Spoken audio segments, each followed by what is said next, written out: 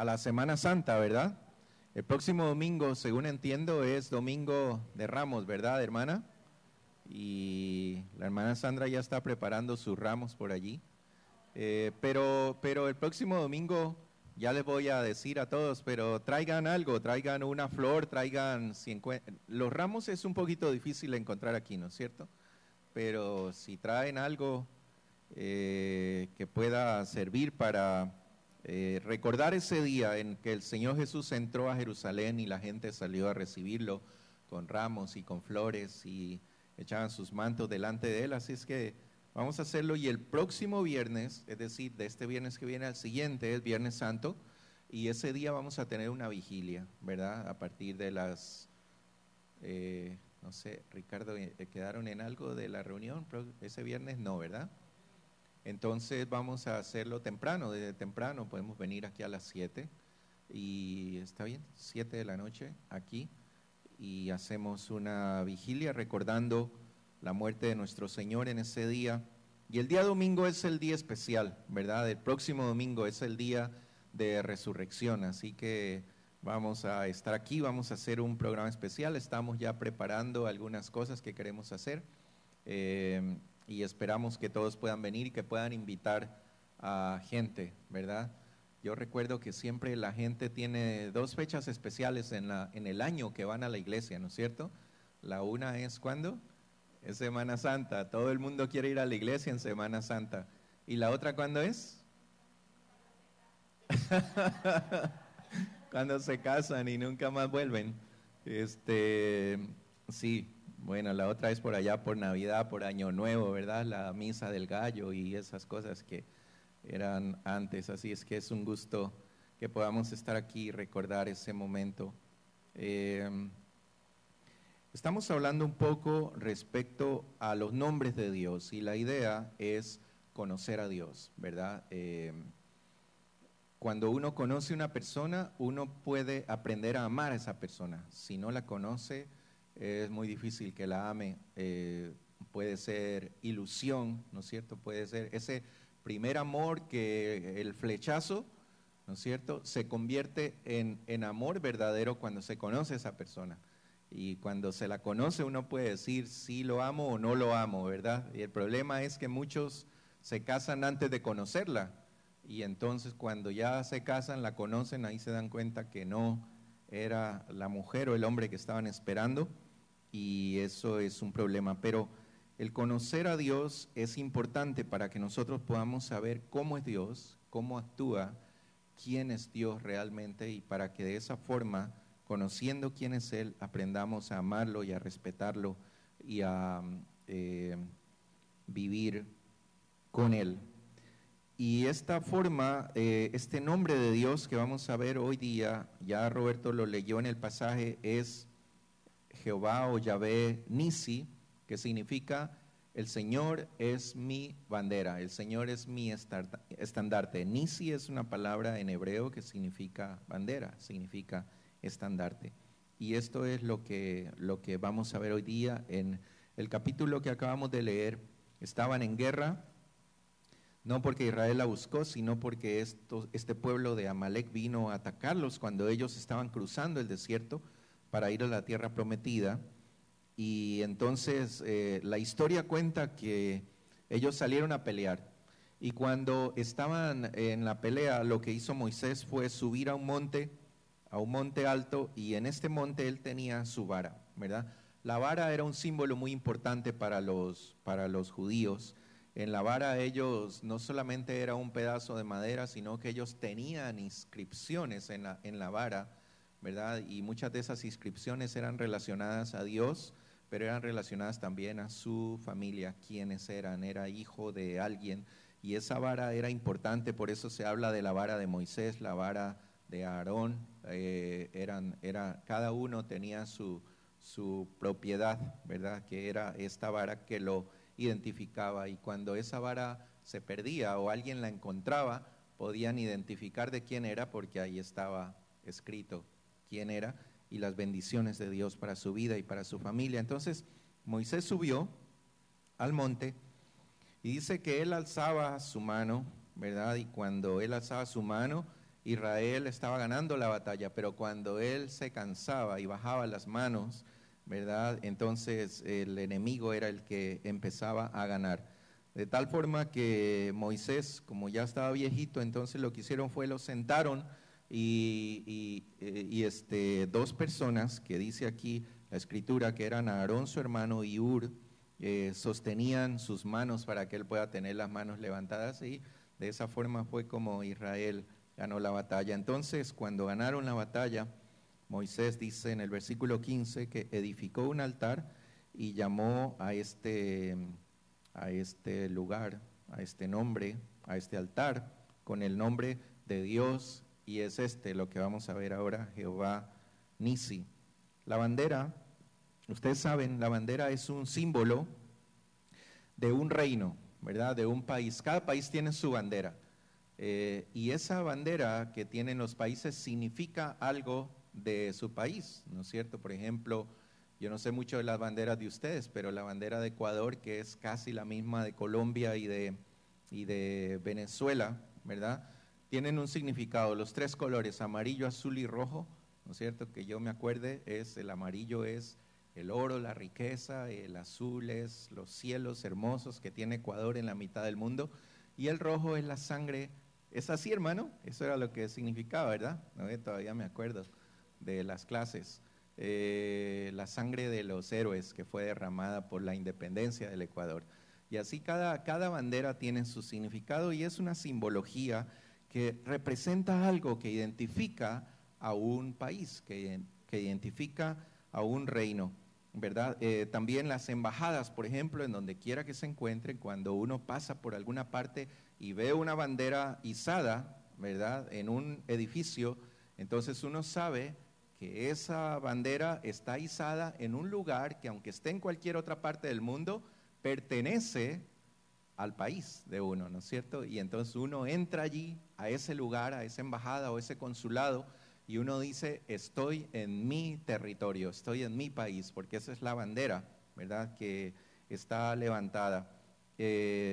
Cuando nosotros venimos aquí a Canadá por primera vez, llegamos por ahí por Espadaina y College, allí en la zona esta donde están las tiendas, ¿verdad? No sabíamos nada. En ese tiempo no había muchas tiendas de las que hoy hay, que mucha gente habla español. Y nosotros andábamos y dábamos vueltas por allí, salimos a caminar el primer día, el segundo día, y no encontrábamos a nadie que hable español, no sabíamos qué hacer. El contacto que habíamos hecho desde Ecuador desapareció. Y entonces estábamos caminando por ahí por College y cuando pasamos por College vimos una bandera de Ecuador con un letrero que decía el Edén ecuatoriano. ¿Ustedes conocen ese lugar? Ahí en College y Espadaina, cerca de Espadaina. Y eso fue, como dice el dicho, ¿verdad? Como una Coca-Cola en el desierto. Fue para nosotros, pero salimos corriendo. Bueno, los carros paran aquí, menos mal, porque si era en Ecuador nos hubieran atropellado hace rato.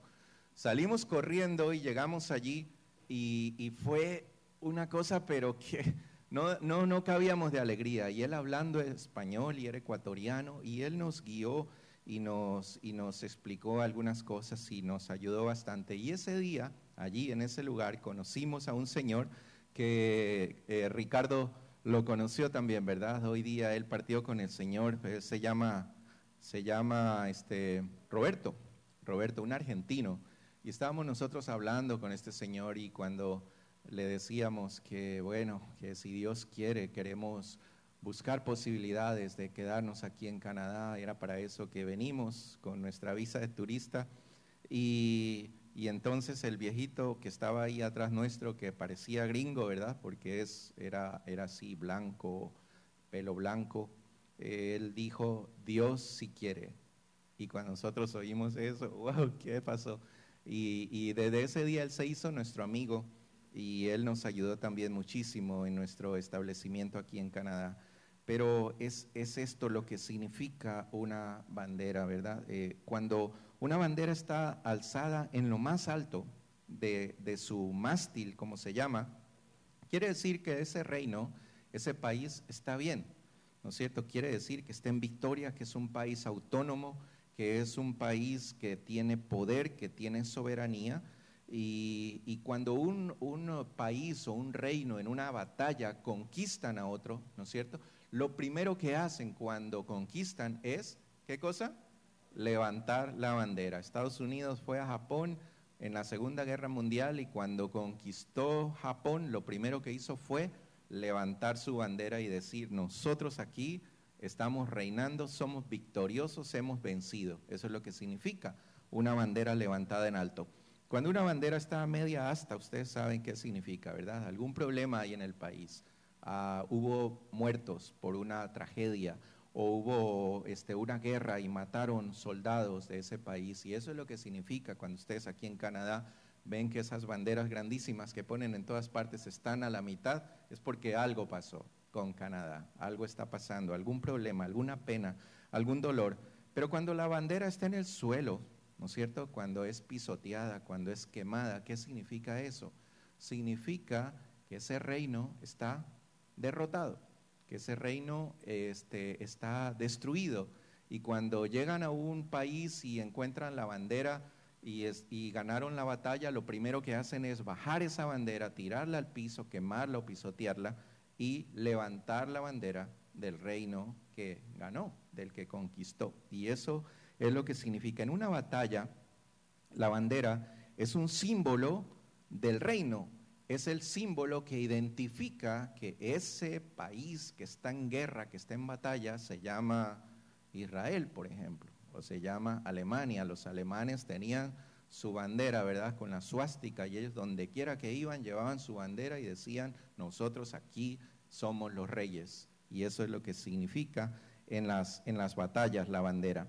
Y esto es también lo que en cierta forma da valor a sus soldados, ¿no es cierto? Cuando ven que la bandera está en alto y cuando el que lleva la bandera está moviendo la bandera, y eso significa que están en victoria. Pero cuando esa bandera por algún motivo se cae, ¿qué significa? Que estamos perdiendo la batalla y que mejor salgamos corriendo, ¿no es cierto?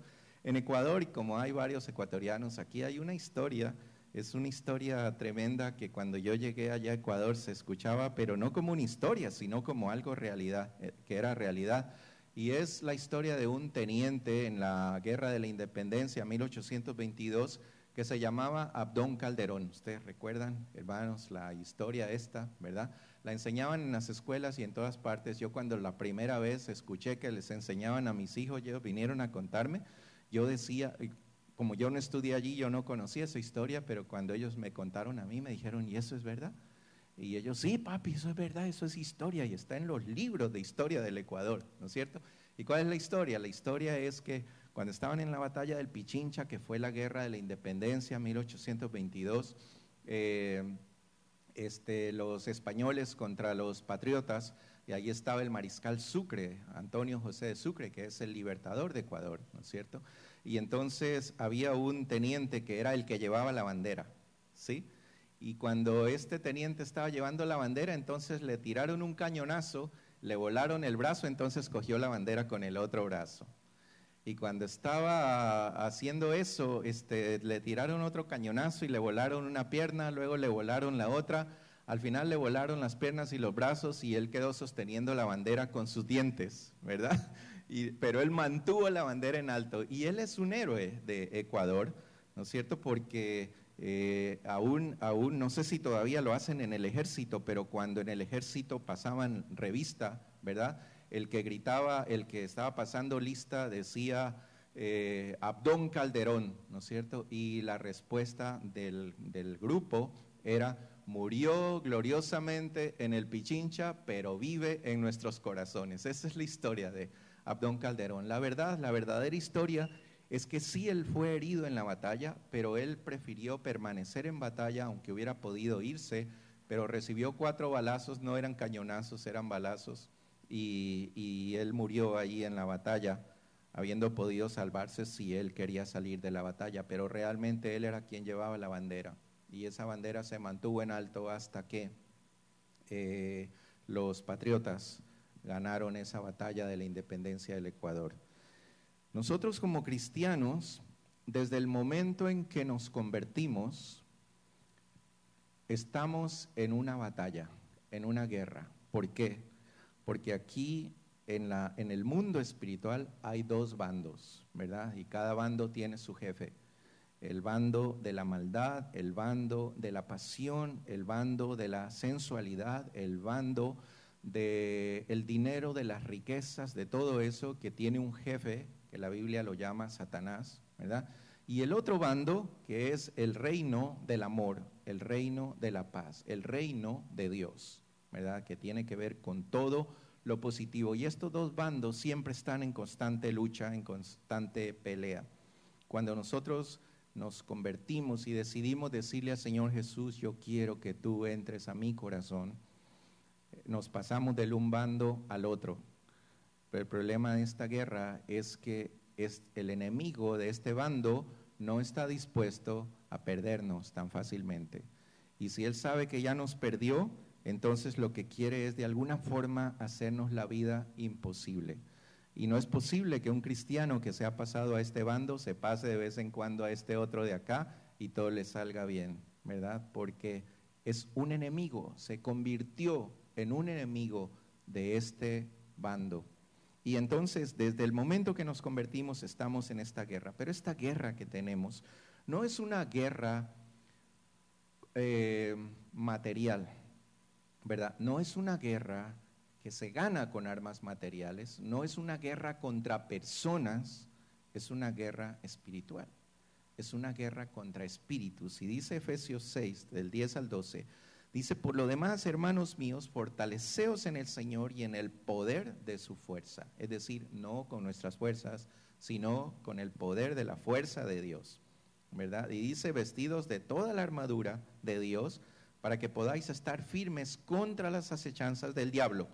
Y aquí dice, porque no tenemos lucha contra sangre y carne, ¿verdad? ¿Qué quiere decir? Esto quiere decir, no tenemos una lucha contra personas, contra gente humana, ¿verdad? Cuando tenemos un problema con alguien, nuestro problema tenemos que entender siempre, no es con esa persona, va más allá. Y lo que la Biblia dice es que esa lucha, esa batalla que tenemos es contra principados, contra potestades, contra gobernadores de las tinieblas de este siglo, contra huestes espirituales de maldad. Esa es nuestra verdadera batalla. No es contra hombres. Cuando los hombres nos insultan, cuando los hombres nos hacen algo malo, cuando hay algún problema humano, digamos, no es ese hombre. Es una guerra espiritual que nosotros estamos librando y el enemigo utiliza medios para hacernos la guerra, ¿no es cierto? Y la guerra que tenemos, según la palabra de Dios, es contra tres enemigos que son tremendamente poderosos. Tres enemigos, escuchen bien esto. Santiago 4, del 1 al 10, nos dice cuáles son estos tres enemigos. Dice, ¿de dónde vienen las guerras y los pleitos entre vosotros? Fíjense ustedes, cuando hay pleitos, cuando hay problemas, cuando hay guerras entre vosotros, dice el Señor, no es de vuestras pasiones, las cuales combaten en vuestros miembros, codiciáis y no tenéis, matáis y ardéis de ira y no podéis alcanzar, combatís y lucháis, pero no tenéis lo que deseáis porque no pedís. Pedís y no recibís, porque pedís mal para gastar en vuestros deleites. Ese es el primer enemigo que la Biblia menciona. Es lo que la Biblia llama carne, ¿verdad? La carne que, como dice aquí, son nuestras pasiones, son nuestros propios deleites, ¿verdad? Muchas veces el diablo no tiene nada que ver en muchas cosas porque somos nosotros mismos, nuestra naturaleza, nuestro cuerpo carnal que le gusta hacer las cosas malas. Luego dice el Señor, ¿no sabéis que la amistad del mundo, y aquí está el otro, el mundo es enemistad contra Dios? Cualquiera pues que quiera ser amigo del mundo, se constituye ¿en qué? En enemigo de Dios. Miren, aquí no hay cómo estar en un bando y en el otro. Aquí o es de allá, o es amigo o es enemigo, pero no puede ser así que un término medio, ¿no es cierto? Se constituye en enemigo de Dios. ¿O pensáis que la Escritura dice en vano, el Espíritu que Él ha hecho morar en nosotros nos anhela celosamente? pero Él da mayor gracia. Por esto dice, Dios resiste a los soberbios y da gracia a los humildes. Someteos pues a Dios y resistid. ¿A quién dice? Al diablo. Ya está el tercero, ¿no es cierto? Entonces, el Señor nos está hablando de la carne, de nuestras pasiones, de nuestros deseos, de nuestros deleites. Nos está hablando también del mundo, un sistema del mundo que también es nuestro enemigo, y también nos habla de este enemigo real que muchos creen que no existe, pero existe, ¿verdad? Yo tengo un hermano, no sé ahora qué cree él, pero hasta hace algún tiempo él es cristiano y él creía que el diablo no existía, ¿no es cierto? Él decía, no, eso del diablo es puro cuento, puro invento, ¿verdad? El diablo no existe, y si no existe el diablo no existe el infierno, ¿verdad? Y si no existe el infierno, entonces, ¿para qué nos portamos bien? ¿Sí? Si igual si me porto bien o si me porto mal, de alguna forma voy a ir al cielo, y el infierno no existe. Y eso es una trampa del enemigo, porque no hay peor enemigo que el que uno cree que no existe. Amén.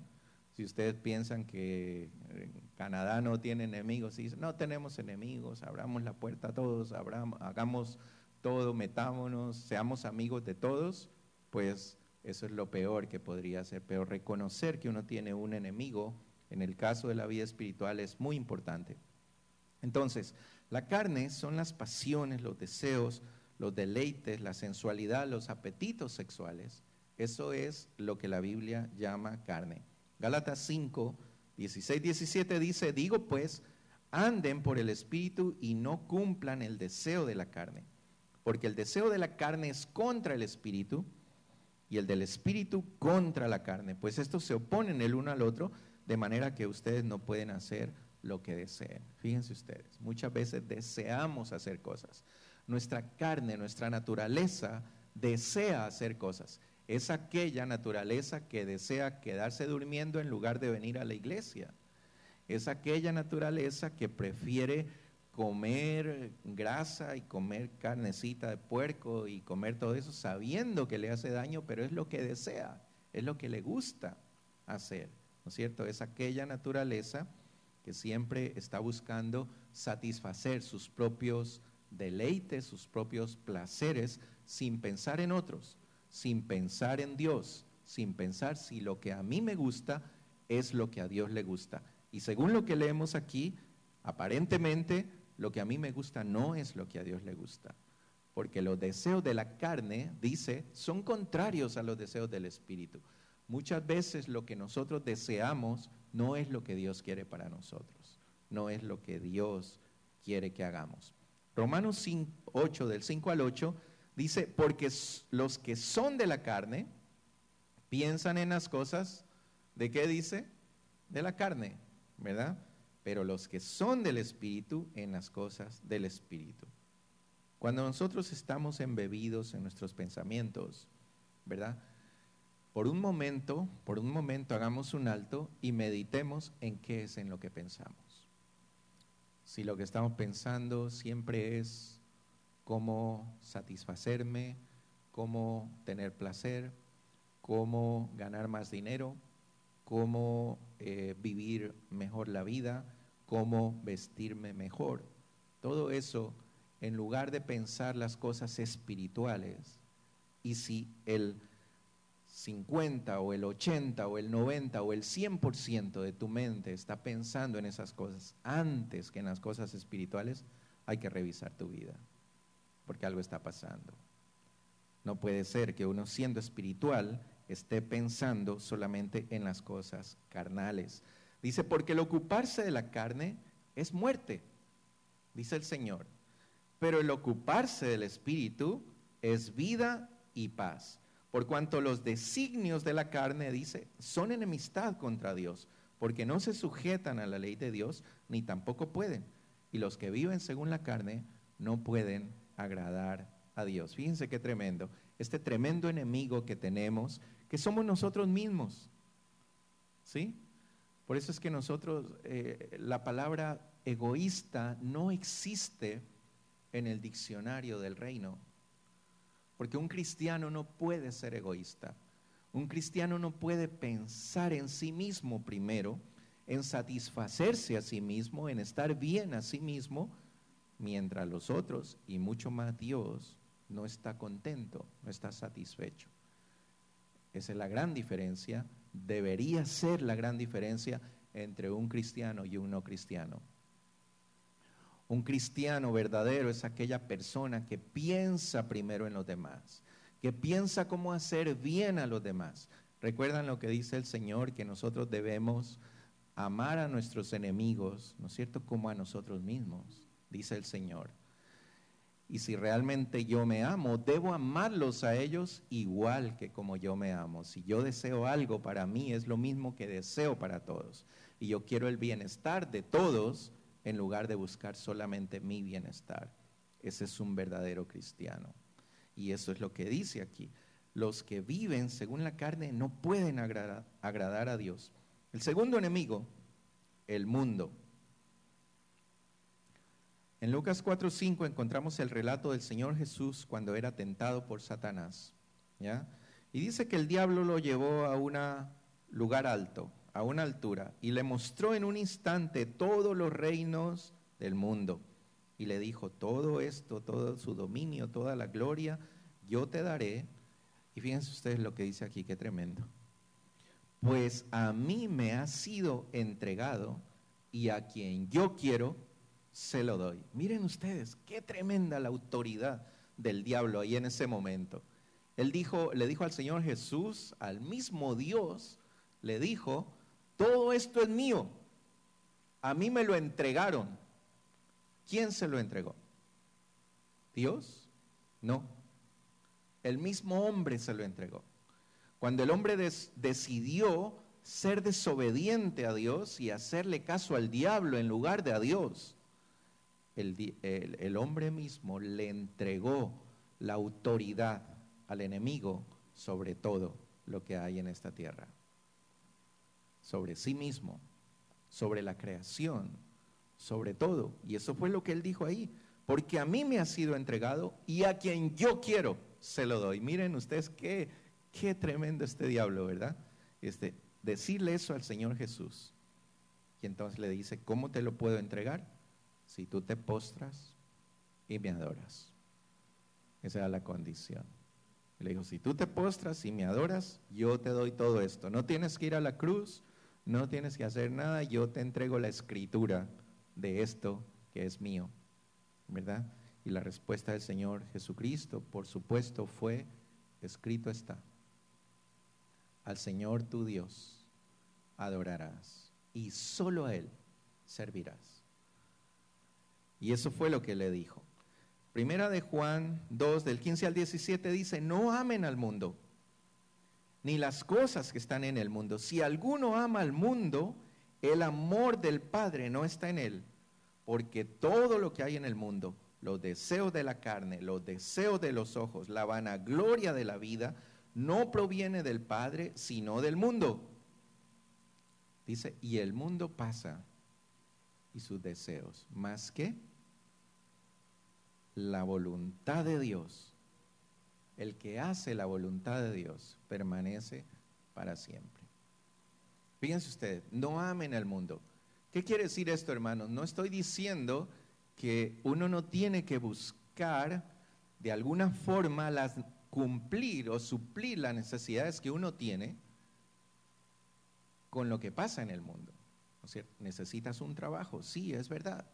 Necesitas un trabajo. Necesitas vestirte bien, necesitas muchas cosas que hay en el mundo, ¿verdad? Pero lo que el Señor está diciendo es, no amen eso. No amen eso más que a mí.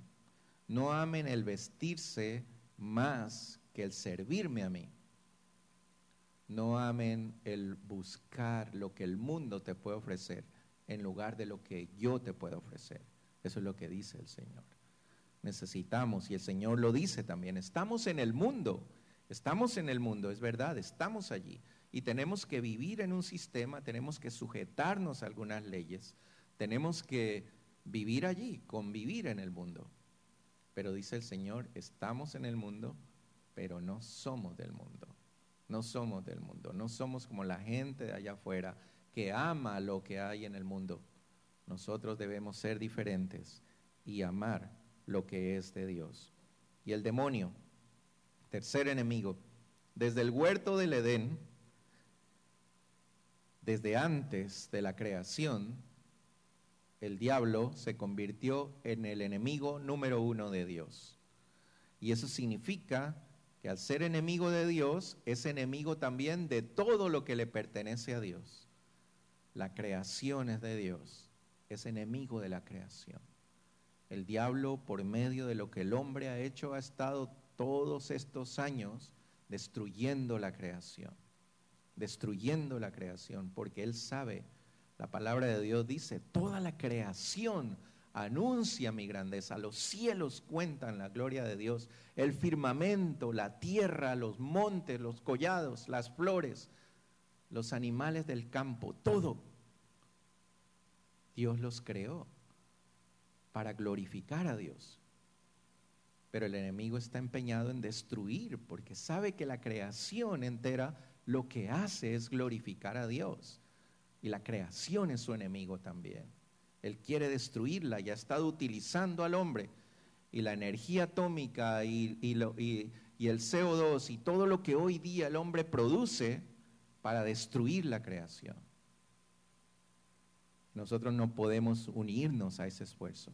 Si hay algo que nosotros podemos evitar para que esta creación siga siendo destruida, tenemos que hacerlo.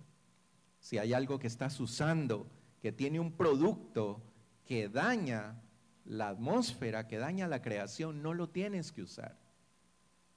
Tú vas a decir, pero esto es tan mínimo y todo lo que están haciendo las industrias y todo eso allá afuera, bueno, de grano en grano, ¿cómo es que dice ese dicho? De grano en grano se llena. ¿Sí? Y nosotros tenemos que ser responsables y no tenemos que unirnos al esfuerzo del enemigo de destruir la creación. Pero el esfuerzo del enemigo no está en destruir la creación solamente, sino que el objetivo principal de él es destruir al hombre. ¿Por qué?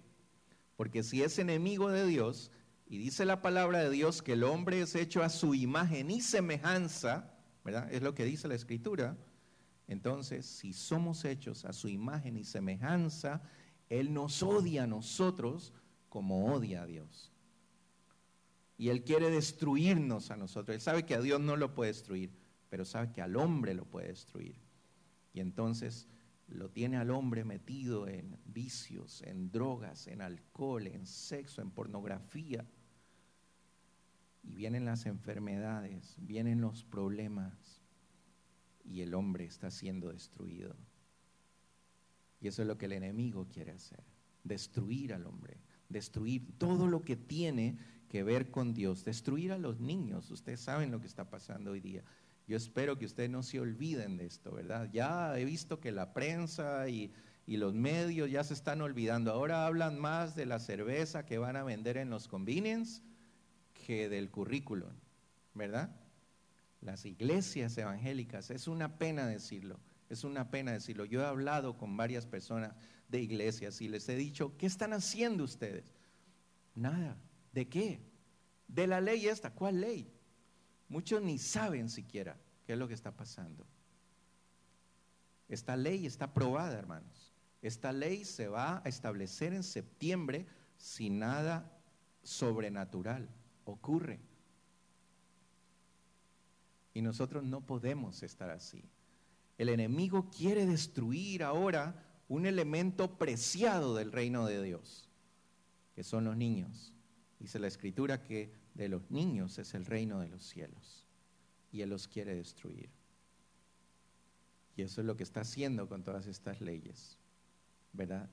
Quiere destruir. Dice la Escritura, Juan 10:10, el ladrón no viene sino, ¿para qué?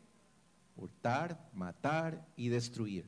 Dice, mas yo he venido para que tengan vida eterna. Eso es lo que el enemigo quiere hacer. El enemigo quiere matar, quiere destruir. El enemigo quiere destruir a nuestros hijos. Y nosotros no podemos ser colaboradores de nuestro enemigo en la destrucción de nuestros hijos.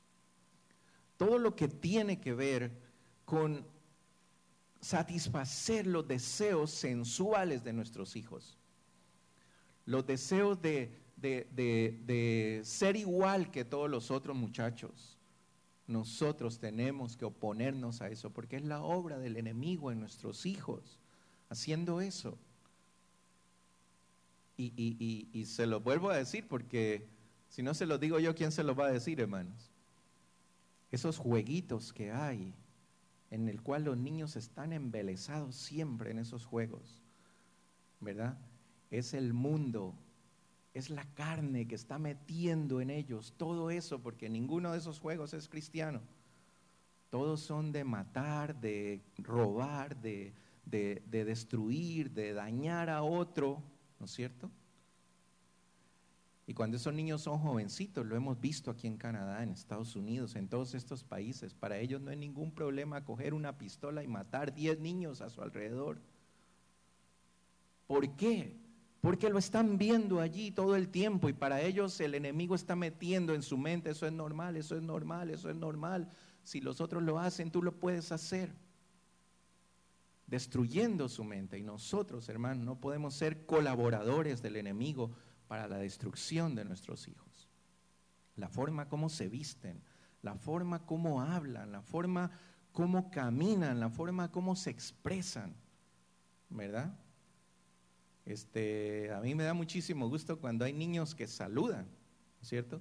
Perdón, Pati, que yo ponga esta comparación, pero me encantan los niños de ella. El otro día entraron sin saludar y Pati les pegó una regañada y le dijo, salude, que no sé qué, y enseguida fueron y abrazos y besos, ¿verdad? Pero es lindo eso. Pero miren ustedes, los jóvenes muchachitos de hoy en día no saludan ni a la abuela. Llega la abuela a la casa, están ahí en su juego, no saludan, no son amables, ¿verdad? Y el enemigo quiere meter en su mente todas esas cosas, pensando que es normal, pensando que eso es lo que hacen todos los otros niños. Y no importa si lo hace, todos los otros lo hacen. Es lo que el enemigo quiere hacer, hurtar. Él quiere hurtar a nuestros hijos, hurtarnos a nuestros hijos, quiere matar, quiere destruirlos. El Señor quiere darles vida. Primera de Juan 4, del 1 al 4 dice, amados, no creáis a todo espíritu, sino probad los espíritus si son de Dios, porque muchos falsos profetas han salido por el mundo. En esto conoced al Espíritu de Dios. Todo espíritu que confiesa que Jesucristo ha venido en carne de Dios. Y todo espíritu que no confiesa que Jesucristo ha venido en carne no es de Dios. Y este es el espíritu del anticristo, el cual vosotros habéis oído que viene y que ahora ya está en el mundo. Hijitos, vosotros sois de Dios y los habéis vencido, porque mayor es el que está en vosotros que el que está en el mundo. ¿Qué quiere decir esto? Es mayor el Señor Jesucristo que vive en nuestra vida que aquel que domina al mundo, ¿verdad? Por eso no podemos dejarnos llevar de la corriente del mundo. Muchos cristianos hoy en día están dejándose llevar.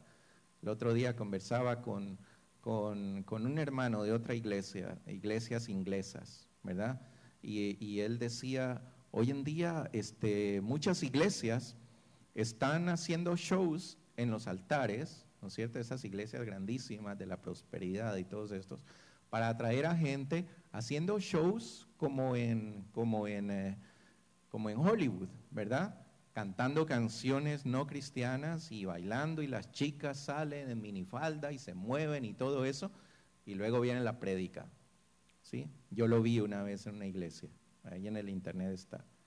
Y entonces, ¿qué es lo que dicen ellos? Dicen que es la forma de atraer a la gente, porque la gente no quiere venir a cantar coritos, porque se aburren. Entonces la gente sabe que va a haber un show, vamos a ver, y llegan y ahí ¡pum!, los agarran y les comparten el evangelio.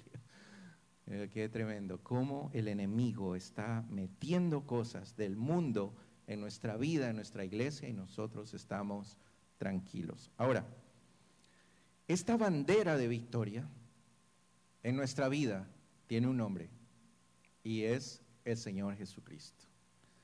Esta bandera que nosotros tenemos que tener levantada siempre en alto, como símbolo de victoria, es el Señor Jesucristo, esta bandera que fue levantada en un monte, en el monte del Calvario. Colosenses 2, del 13 al 15 dice: y a vosotros, estando muertos en pecados y en la incircuncisión de vuestra carne, os dio vida juntamente con él, perdonándoos todos los pecados, anulando el acta de decretos que había contra nosotros y que nos era contraria, quitándola de en medio, clavándola en la cruz y despojando, dice, a los principados, a las potestades, y los exhibió públicamente, triunfando sobre ellos en la cruz. Esa cruz que se levantó allí, ese día, es el símbolo de nuestra victoria. La victoria de Jesucristo es nuestra victoria. Y esa es la victoria que nosotros tenemos, es nuestra bandera de victoria. El Señor Jesús. Miren en esta otra versión como lo dice de bonito la nueva traducción viviente. Dice: Él anuló el acta con los cargos que había contra nosotros. ¿Verdad? Nosotros teníamos un acta. Un acta más grande, otras más chiquita tal vez, ¿no es cierto? Pero todos nosotros teníamos un acta. Ahí estaba diciendo: el año tal hiciste esto, el año tal hiciste esto otro, y aquí hiciste por aquí, y acá te fuiste a no sé dónde, y aquí todo estaba ahí en esa acta. Acta de decretos contra nosotros. Y dice que Él la eliminó clavándola en la cruz. Todo lo que nosotros hicimos, todo lo que nosotros éramos, todo el mal que podamos haber hecho, no importa qué tan grave haya sido, dice el Señor que la eliminó y la clavó en esa cruz. Y de esta manera desarmó, dice esta versión, a los gobernantes y a las autoridades espirituales. Miren ustedes, ahora ellos ya no tienen un arma contra nosotros. Por eso dice el Señor que ningún arma forjada contra nosotros prosperará. ¿Por qué? Porque el Señor los desarmó, porque el Señor le quitó poder a todas esas armas que ellos tenían contra nosotros. Y entonces, y luego dice, y los avergonzó públicamente con su victoria sobre ellos en la cruz. Miren ustedes, esta batalla, hermanos, esta batalla espiritual que tenemos, tiene una bandera. Esa bandera es el Señor Jesucristo, esa bandera que no se mueve, ni se moverá, ni nadie la podrá bajar, ni a media asta siquiera. Está allí levantada en lo más alto. Y no solo en la cruz del Calvario, cuando el Señor resucitó, confirmó y dijo: miren, aquí estoy, esta es su bandera de victoria. Vencí al pecado, vencí a la muerte, vencí al diablo, vencí al mundo, vencí a la carne, a todo lo vencí. Y ahora, si ustedes quieren, pueden vencerlos conmigo. Eso es lo que el Señor dice. Romanos 8, 31 y 37 dice: ¿qué pues diremos a esto? Si Dios es por nosotros, ¿quién contra nosotros? El que no escatimó ni a su propio Hijo, sino que lo entregó por todos nosotros, ¿cómo no nos dará también con Él todas las cosas? ¿Quién acusará a los escogidos de Dios? Recuerden, el acta de decretos que el diablo tenía ahí en contra tuya. Nadie. Dios es el que justifica. ¿Quién es el que condenará? Cristo es el que murió, más aún el que también resucitó y el que está sentado a la diestra de Dios, el que intercede por nosotros, el que tiene esa bandera, que es nuestro Señor Jesucristo, levantado en lo más alto. Y luego dice aquí: ¿quién nos separará del amor de Cristo? Tribulación, angustia, persecución, hambre, desnudez, peligro, espada. ¿Quién nos puede separar? Como está escrito: por causa de ti somos muertos todo el tiempo, somos contados como ovejas de matadero. Antes en todas estas cosas somos, ¿qué dice? Más que vencedores, somos más que vencedores. ¿Con quién? Con el Señor Jesucristo. Ahora, la pregunta es, ¿cómo hacemos eso? ¿Dónde alzamos esa bandera de victoria? Y en Ecuador hay un dicho, ¿no es cierto?, que cuando una persona piensa que es muy bueno en algo, ¿no es cierto?, sale y se levanta y Entonces le dicen, este es muy gallito. ¿Han oído ustedes ese dicho? No sé cómo lo dicen en otros países, ¿no es cierto? Pero este es gallito. Y eso es lo que pasa muchas veces con nosotros, ¿verdad? Que nos creemos muy gallitos y creemos que solos podemos. Y entonces cuando hay un problema económico, no, yo lo puedo solucionar. Cuando hay un problema emocional, no, eso es pan caliente para mí. Yo sé cómo manejar esta situación con mi esposa o con mis hijos, ¿verdad? Y creemos que lo podemos hacer. Pues lo que el Señor dice es lo que hizo Moisés. Él subió a un monte alto, y aquí estamos hablando otra vez del monte alto, recuerdan que hablamos ya de esto. Él subió a un monte y allí en el monte levantó su bandera. Cuando él tenía levantado, ganaban. Cuando él bajaba la guardia, estaban perdiendo. ¿Dónde se ganó esa batalla?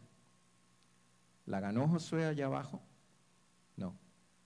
Esa batalla se ganó allá, en el monte alto, en ese altar de adoración. Y eso es lo que Dios quiere. Cuando nosotros estemos, hermanos, enfrentados en esta batalla espiritual, el mundo, la carne, el demonio, no nos hagamos muy gallitos, porque es una victoria que nosotros no podemos ganar. Pero hay alguien que ya la ganó. Y si nosotros nos cobijamos bajo la sombra de esa bandera, dice el Señor, somos también más que vencedores.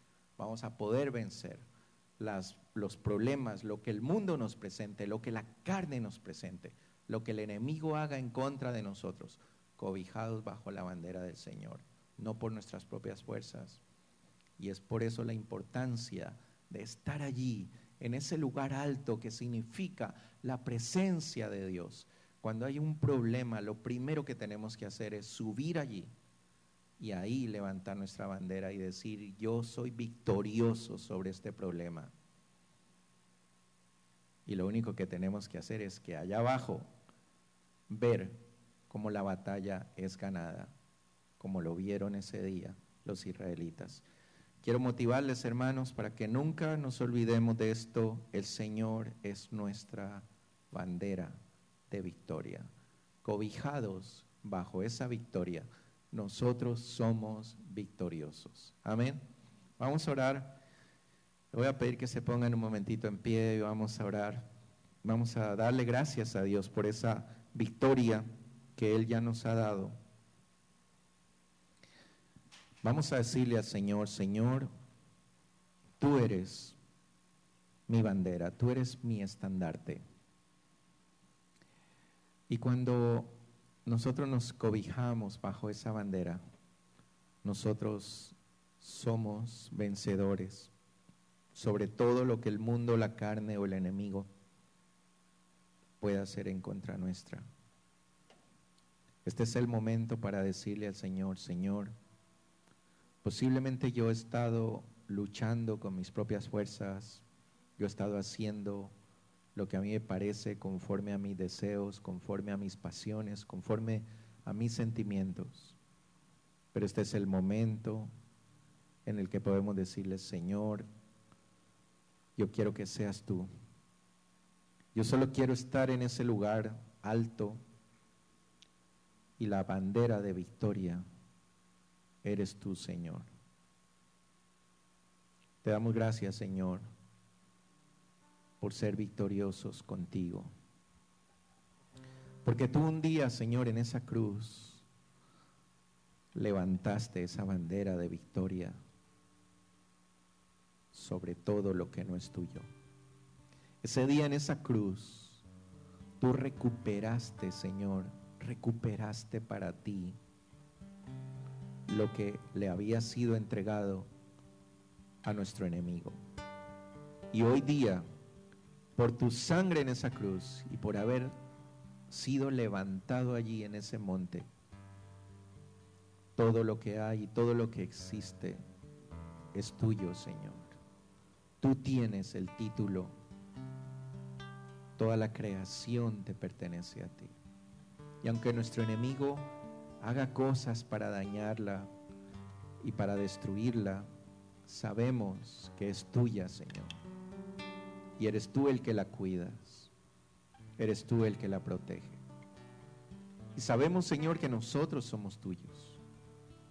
Porque todo ese título de propiedad que Él tenía y toda esa acta de decretos en contra nuestra, tú la clavaste en esa cruz, Señor.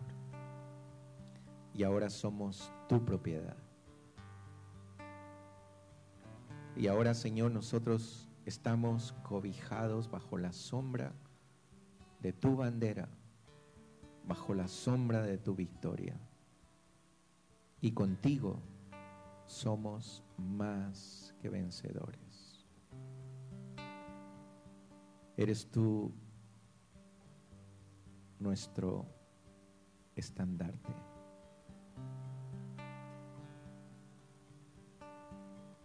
Eres tú el que está puesto en alto, Señor, en nuestra vida, en nuestra iglesia, y que no hay nadie ni nada que lo pueda bajar. Porque tú estás allí, tú permaneces para siempre. Te damos gracias porque tú eres el estandarte de esta iglesia, Señor. Y porque tú has llevado a esta iglesia, a pesar de los problemas, a pesar de las dificultades, a pesar de todo lo que hemos tenido que pasar, tú la llevas con tu bandera en alto y nosotros vamos marchando, Señor, victoriosos. Tú eres el estandarte de nuestra familia. A pesar de todo lo que pueda pasar con nuestros hijos y lo que el mundo quiera hacer, lo que la carne y el enemigo quieran hacer con ellos, sabemos que ellos están cobijados bajo esa bandera que es nuestro Señor. Y esa bandera de victoria que flamea, y aunque nosotros no la veamos en este momento, sabemos que tenemos la victoria asegurada. Tú eres el estandarte de nuestra vida, Señor.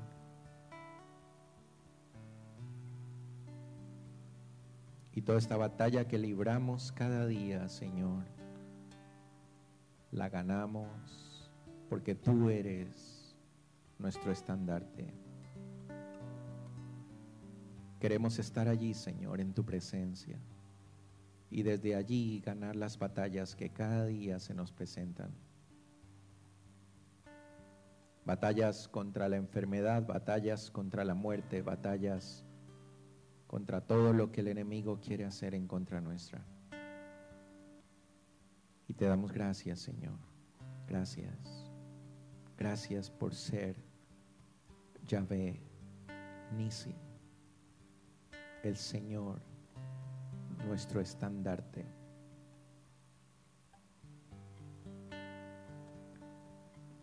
Quisiera, mientras cantamos este cántico, sé que César está un poquito delicado de salud y posiblemente va a tener una operación. Así que, César, queremos pedirte que vengas, vamos a orar por ti. Y si alguien más tiene alguna necesidad de oración, una enfermedad, un problema, algo que necesita una victoria de parte de Dios en este momento, puede pasar aquí al altar también, y como iglesia vamos a orar y vamos a poner su vida en manos de nuestro Dios.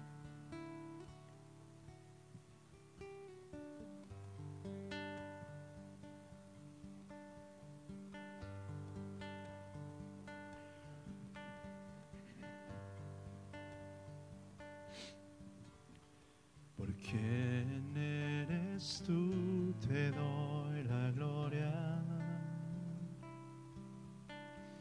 ¿Por quién eres tú? Te doy mi amor. ¿Por quién eres tú? Yo levantaré mi voz y te adoraré. ¿Por quién eres tú? ¿Por quién eres tú? Te doy la gloria. ¿Por quién eres tú? Te doy mi amor. ¿Por quién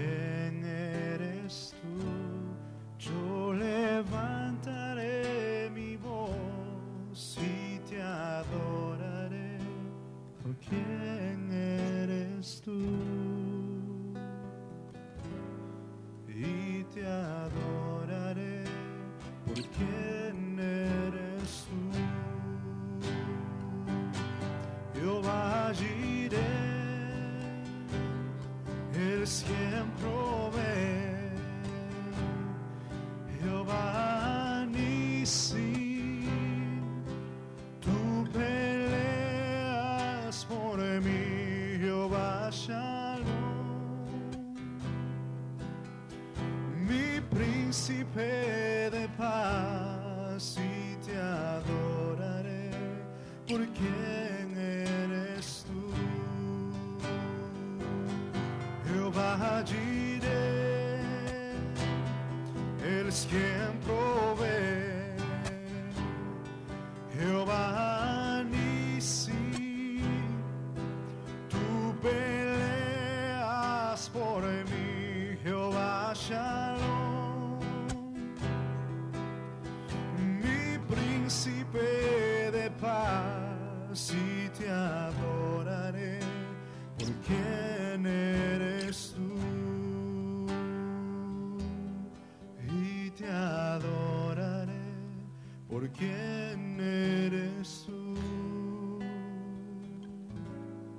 Y te adoraré por quien eres tú.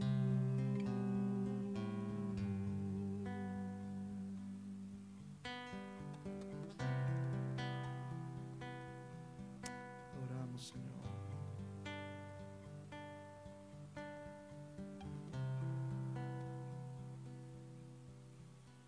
Jesús, Señor de la creación, siendo en forma de Dios, se despojó de sí mismo, tomó la semejanza de hombre, y siendo puro y sin mancha, entre nosotros vivió, y asimismo se humilló, tomando forma de siervo, hasta su vida entregar, y en una cruz terminar. Mas Dios a lo sumo lo exaltó, y su nombre engrandeció, para que ante su autoridad toda rodilla se doble, y toda lengua confiese que Jesús es el Señor.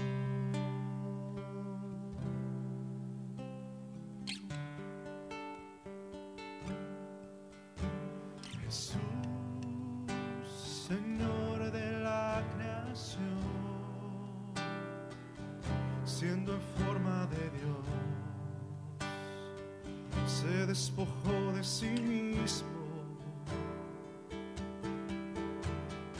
tomó la semejanza de hombre, y siendo puro y sin mancha, entre nosotros vivió,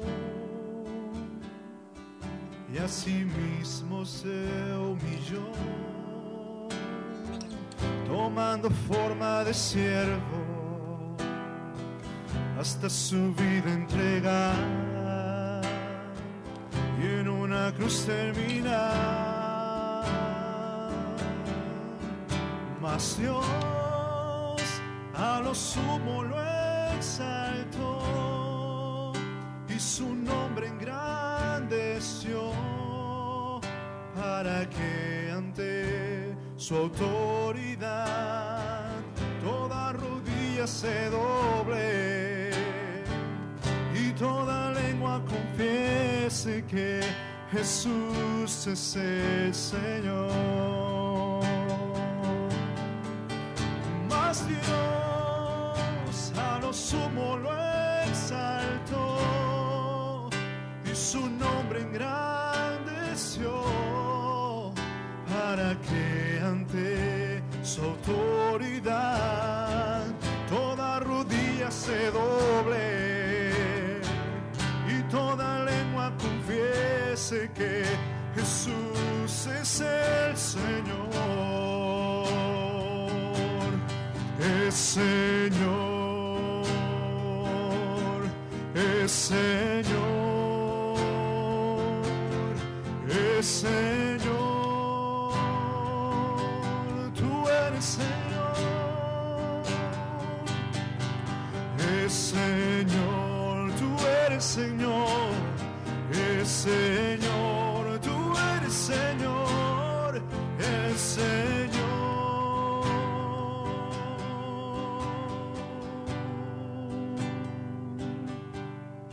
Es Señor, es Señor, es Señor.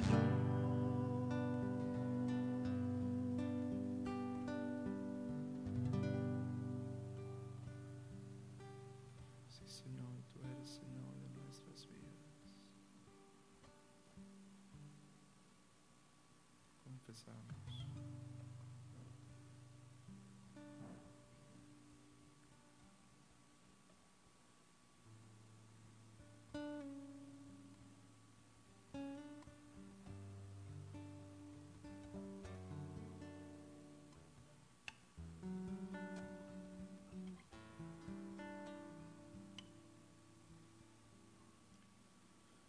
El Espíritu de Dios está en este lugar.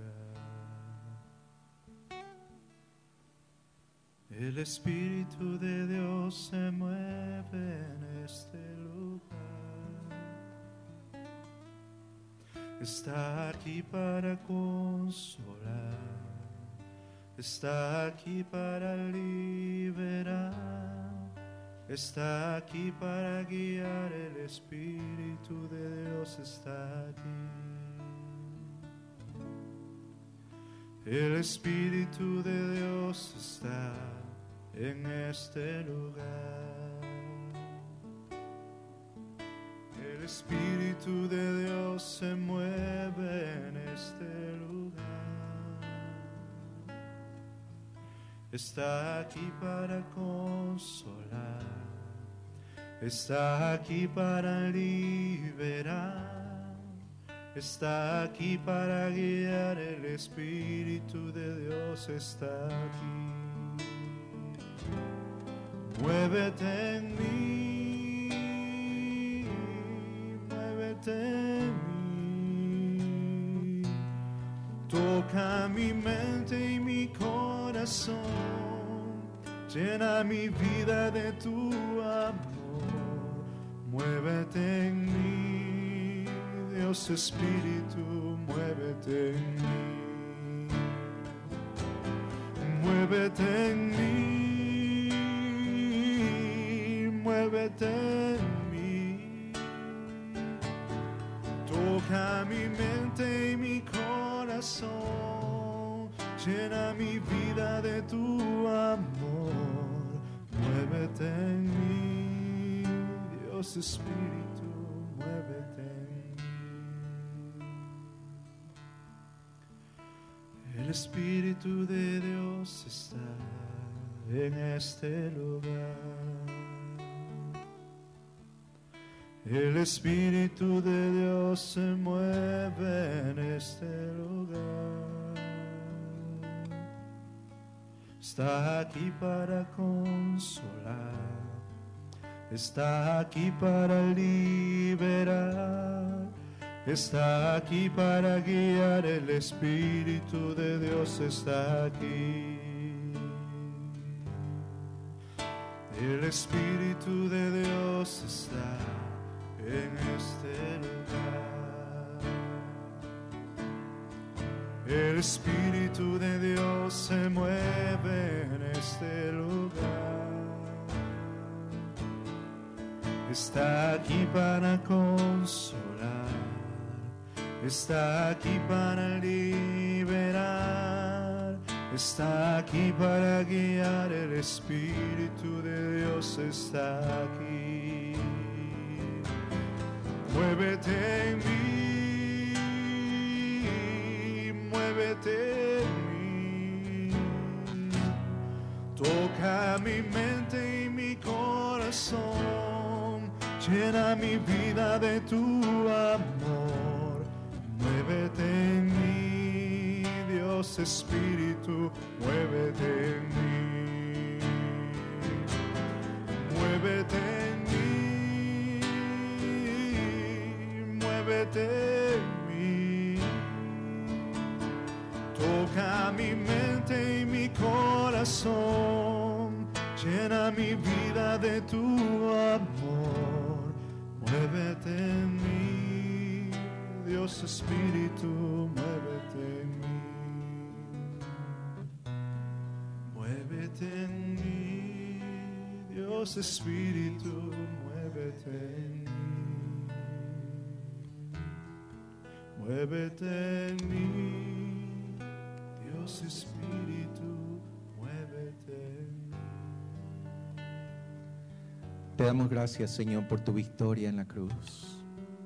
Te damos gracias porque por esa victoria tuya nosotros somos victoriosos.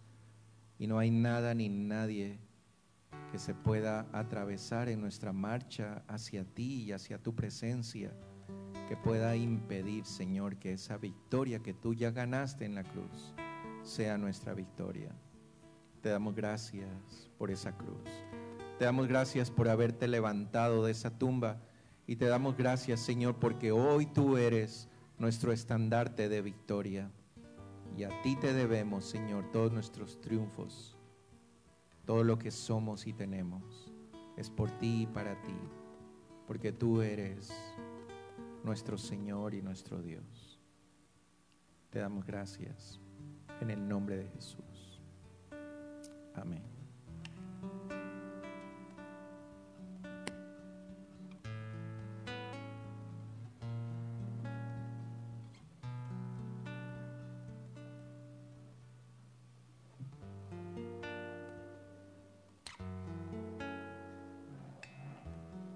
Amén. Bendito sea nuestro Señor.